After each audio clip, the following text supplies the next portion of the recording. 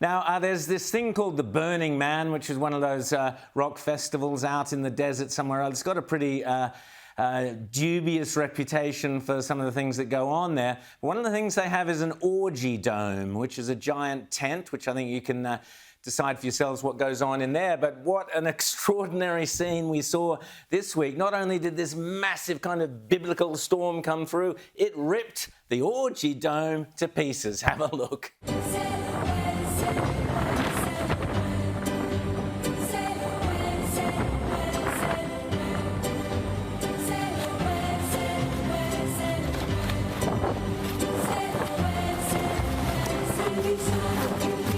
So, Shamika, is this the wrath of God? Is this biblical justice? What's going on there? You know, Rowan, I think the only sad part about this is there are no people that were blown away. It would have really been nice if the people had been blown away as well and woke up saying, you know, Auntie M, we're not in, or Toto, we're not in Kansas anymore. That's what would have been really nice about that. Tell me, how much of these sorts of events, Burning Man, and there's a lot of, how much does the kind of, I guess, the religious element of American society, how do they look on these festivals? And what sort of does it play into the politics for Trump? I do think that there are religious people that look at that and say, this is the wrath of God. But as I've been saying for so long, that I think America on a whole is kind of on a downward spiral, just really buying into degeneracy, that there are so many people that won't see this as that and feel like they can just continue life as is. I believe that they will rebuild this in some form or fashion, maybe not as big.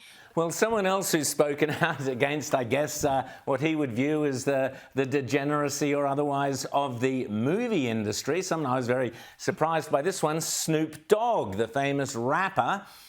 He's well known here in Australia. He took his grandson to the movie and then was horrified with all the kind of gender-bending LGBT stuff that was in the movies. Now, have a listen to what Snoop Dogg had to say.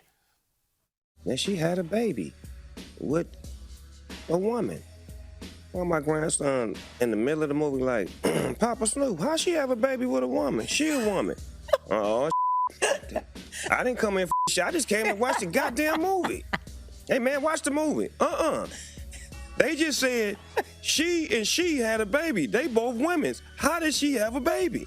So, Jamaica, Snoop Dogg's pretty upset there that women can have women with babies and that Hollywood is telling him his grandson this. What did you make of it?